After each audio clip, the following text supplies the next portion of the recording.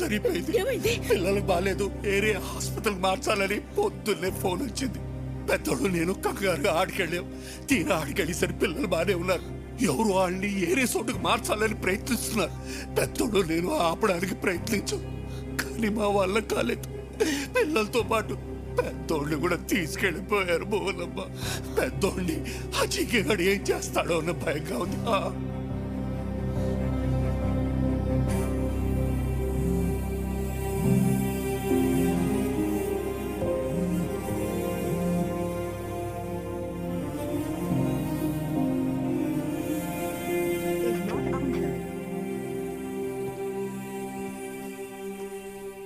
ఏంటి missed calls ఉన్నాయి?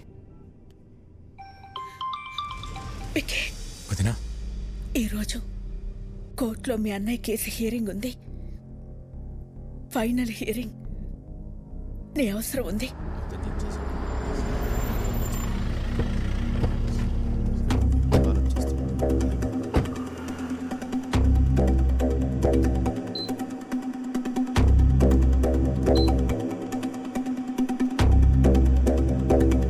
వదినా, ఇక్కడికి ఎందుకు తీసుకొచ్చావు? అన్నయ్యకి ఏమైంది? అదంతా నీకు తర్వాత చెప్తా. నువ్వు లోపలికి రా. వికీ, లోపల ఏం జరిగినా సరే నేను చెప్పేంత వరకు రియాక్ట్ అవ్వకూడదు, సరేనా? రా.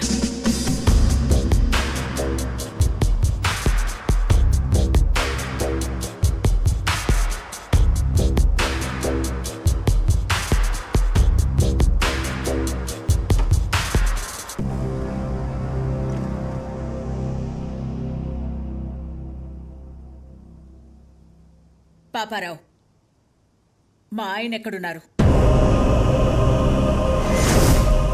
చెప్పండి కమిషనర్ గారు. కోర్టు శిక్ష వేస్తుందని భయపడి పారిపోయి ఉంటాడు. అరెస్ట్ వారెంట్ రాగానే ఎక్కడున్నా వెతికి పట్టుకొస్తాం. మీ నాటకాలు ఆపుతారా? పిల్లలు నట్టం పెట్టుకుని హాస్పిటల్కి పిలిపించింది బాబాయిని కొట్టి ఆయన తీసుకెళ్ళింది జీకే కాదా? పోలీసులు అక్కడుండి కూడా రియాక్ట్ కాలేదంటే దాని వెనకున్నది మీరు కాదా? మర్యాదగా చెప్పు పాపారావు, ఆయన ఎక్కడున్నారు? ఈ రోజు నా అల్లుడు కేసు గెలుస్తాడు. పారిపోయిన నీ మొగుడు ఏ రైలు పట్టాల దగ్గర శవమై తేల్తాడు. రాజారాంకి కొడుకెలాగో లేడుగా. తలకురివి పెట్టడానికి తమ్ముడిని రెడీ అవ్వమంటే పెట్ట.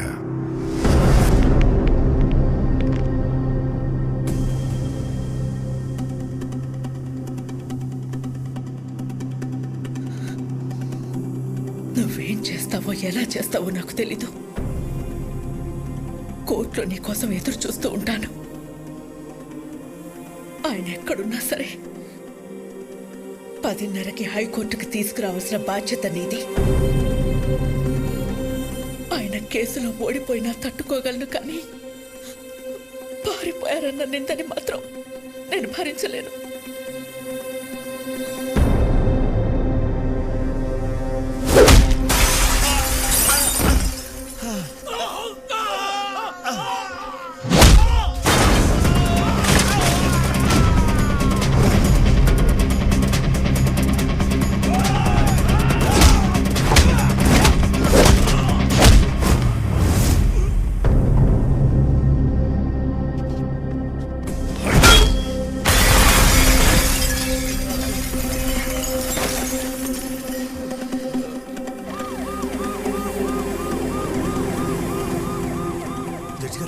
జడ్జి గారు వచ్చేసారమ్మా.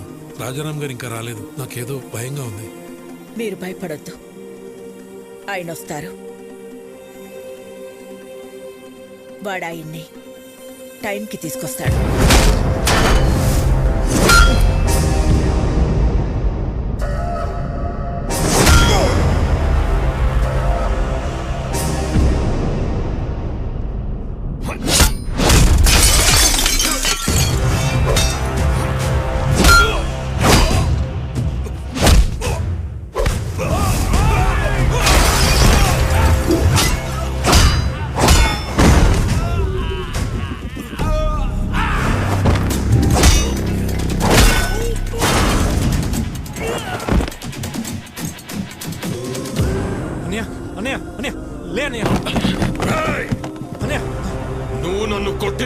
ఒక్కొక్క దెబ్బకి ఇక్కడ ఒక్కొక్క ప్రాణం తీస్తా.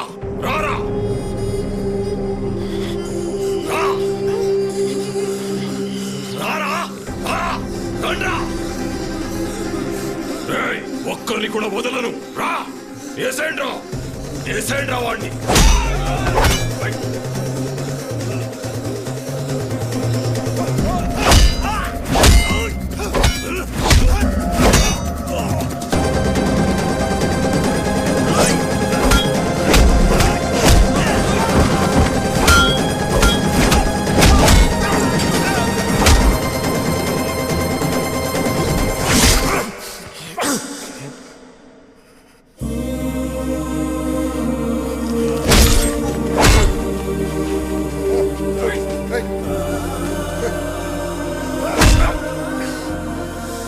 ఇదిగో లాయర్ గారు, రాజారాం కోసం వెయిట్ చేస్తున్నారా? ఎందుకండి టైం వేస్ట్? హలో మేడం, పారిపోయినాడు ఎక్కడి నుంచి వస్తాడు? వీళ్ళు ఓవర్ యాక్షన్ లాయర్. ఇప్పుడు కాపాడరా పిల్లల్ని, నీ అన్నయ్యని. నా ప్లాన్స్ కి ఎన్నిసార్లు ఎదురు దెబ్బ కొట్టావురా?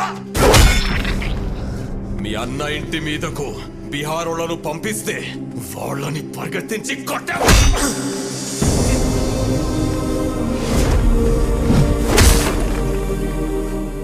యాగం దగ్గర మీ అన్నయ్య చూస్తుండగానే ఫ్యామిలీ మొత్తాన్ని లేపేద్దామనుకుంటే దాన్ని తిప్పి కొట్టావు కదరా.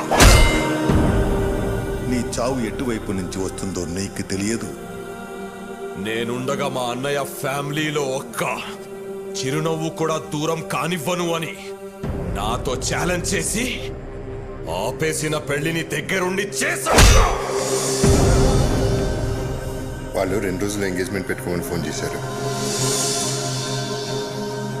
ఆ ముఖర్జీని పిలిపించి బయల్రాజుని వేసినప్పుడు దొరికిందిరా మీ అన్నదమ్ముల మధ్య ఉన్న వీకెస్ట్ పాయింట్.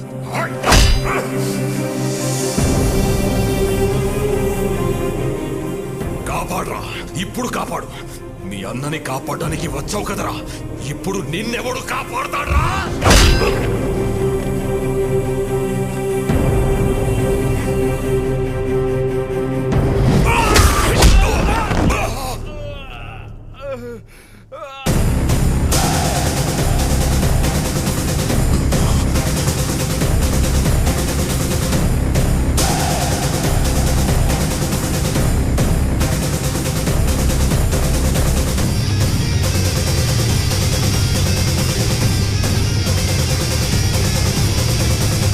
నువ్వే కరెక్ట్ విక్కీ. మోసం చేయడానికి వచ్చినోడికి మంచితనం గురించి, యుద్ధం చేయడానికి వచ్చినోడికి ధర్మం గురించి చెప్పకూడదు.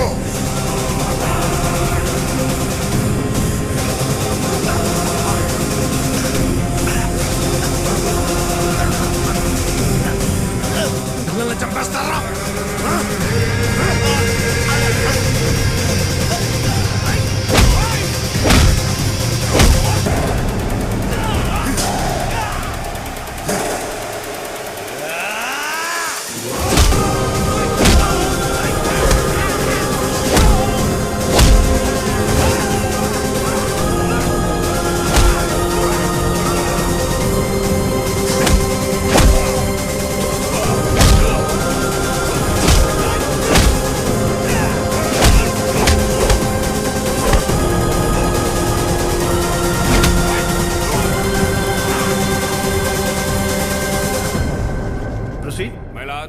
ఈ రోజు కోర్టులో ఫైనల్ హీరింగ్ ఉందని తెలిసి కూడా కోర్టుకు రాలేదంటే తనకు శిక్ష పడుతుందని భయపడిన రాజారాం ఈ రాష్ట్రాన్ని కాదు ఈ దేశాన్ని వదిలి పారిపోవడానికి ప్రయత్నం చేస్తున్నాడు.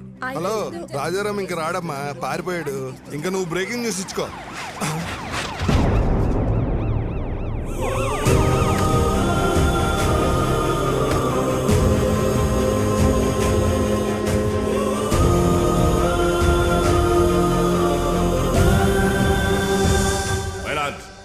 కోర్టుకి ఆరోపణలు కాదు ఆధారాలు కావాలన్న విషయాన్ని లాయర్ గారు మర్చిపోయినట్టున్నారు. ఆధారాలు ఉన్నాయి మై లార్డ్. దానికి సంబంధించిన సాక్ష్యాధారాలన్నీ ఇందులో ఉన్నాయి.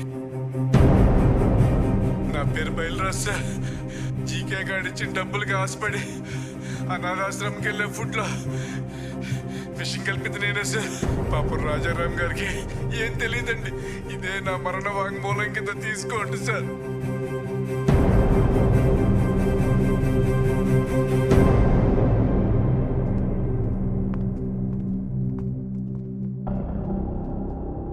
మై లార్డ్, నా పేరు మహేష్. జీకే ఫుడ్ కంపెనీలో నేను ఫుడ్ సైంటిస్ట్గా పనిచేశాను. ఆ ప్రాసెసింగ్ యూనిట్ నుంచి వచ్చే ప్రతి ఒక్క ప్రోడక్ట్ కల్తీయే. ఆ ఫుడ్ ప్రోడక్ట్స్లో కలుపుతున్న కలరింగ్ ఏజెంట్ కూడా కల్తీ. వీటన్నిటి గురించి నేను ఒక రిపోర్ట్ తయారు చేసి ల్యాబ్కు టెస్టింగ్కి పంపిస్తే ఆ రిపోర్ట్స్ని కూడా మ్యానిపులేట్ చేశారు. వాళ్ళని వీళ్ళే బెదిరించి కంట్రోల్ చేస్తున్నారు మై లార్డ్. అంతేకాకుండా నన్ను నా ఫ్యామిలీని చంపుతామని బెదిరించారు మై లార్డ్. మై లార్డ్, ఇదంతా నా ప్రాపర్టీ కాపాడుకోవడం కోసం, షేర్ వాల్యూ పెంచుకోవడం కోసం, నా బ్రాండ్ ఇమేజ్ పెంచుకోవడం కోసం చేయట్లేదు. మన కోసం, మన పిల్లల కోసం, రాబోయే జనరేషన్ కోసం ఈ ఫైట్ చేస్తున్నాను. నాకు అలా అనిపించట్లేదు రానారు. ఈ రాజారాం గారు తన కాంపిటీటర్స్ అయిన జీకే గారి మీద పర్సనల్ రెవెంజ్ తీర్చుకుంటున్నట్టుంది. ఏంటి సార్ పర్సనల్? జీకే ఫోర్స్ తిన్నందుకు 100 మంది పిల్లలు క్యాన్సర్ బారిన పట్టడం పర్సనలా, లేక ప్రశ్నించడం పర్సనలా? మిస్టర్, మీరేమైనా చెప్పాలనుకుంటే బోన్లోకి వచ్చి చెప్పండి. My lord, what we eat is what we are. మనం ఏం తింటామో అదే మనం. ఇవాళ తల్లికి పాలు పట్టడానికి మెడిసిన్స్ ఇవ్వడం దగ్గర నుంచి, పిల్లలు చాలా ఇష్టంగా తినే బిస్కెట్స్, చాక్లెట్ సిరప్స్ నుంచి పిజ్జాస్, బర్గర్స్ వరకు కల్తీ అంత ధైర్యంగా చేస్తున్నా తెలుసా sir? Nature identical flavour, substance, thickness, preservatives, ఎమల్సిఫైర్స్ అని చిన్న చిన్న అక్షరాలతో వాటికి సంబంధించిన నెంబర్స్తో సహా ప్రింట్ చేసి మరీ అమ్ముతున్నారు సార్. ఈ ప్యాకేజ్ ఫుడ్, ఫాస్ట్ ఫుడ్ తినడం వల్ల మన ఒంట్లో బ్లడ్ కాదు సార్, కెమికల్స్ రన్ అవుతున్నాయి. జనాల ప్రాణాలతో ఆడుకునే ప్రతి కంపెనీ మూతపడేలా, కల్తీ చేస్తే మరణశిక్ష పడుతుందని భయం వచ్చేలా గవర్నమెంట్ చట్టం తీసుకురావాలి సార్. లేకపోతే దేశంలో యువతరం మన కళ్ళ ముందే ముసల్దైపోతుంది. నెక్స్ట్ జనరేషన్కి ఉచిత విద్య, ఉచిత వైద్యం ఇవ్వకపోయినా పర్లేదు సార్. కల్తీ లేని ఆహారం ఇస్తే అన్ని వాళ్లే చూసుకుంటారు. మైలాడ్, ఇలాంటి స్పీచెస్ కి జనాలు మారరు. Stop it. ఏంటయ్యా ప్రభాకర్ నువ్వు మాట్లాడేది? అతను మాట్లాడేది తన గురించి కాదు, మనందరి గురించి, మన పిల్లల గురించి, వాళ్ళ భవిష్యత్తు గురించి. నువ్వు రోజు కేసులు గెలిచి ఇంటికి డబ్బులు తీసుకెళ్తావు కదా. ఈ కేసు గెలిస్తే ఇంటికి తీసుకెళ్లేది డబ్బులు కాదు, జబ్బులు. మన నాయకులకి వాళ్ళ అధికారాన్ని కాపాడుకుందామన్న శ్రద్ధ కాకుండా రాజారాం గారి లాగా ఒక్కరు ఆలోచించినా కూడా మనకి దుస్థితి తప్పేది. ఈ కేసులో జీకేని దోషిగా పరిగణిస్తూ జీకే ఫుడ్స్ ని బ్యాన్ చేయాల్సిందిగా, అందులో ఉన్న ప్రోడక్ట్స్ ని కాన్ఫిస్కేట్ చేయాల్సిందిగా పోలీసు వారిని ఆదేశిస్తున్నాను. ఇదే కేసులో అసత్య ఆరోపణలు ఎదుర్కొంటున్న రాజారాం గారిని నిర్దోషిగా ప్రకటిస్తున్నాను.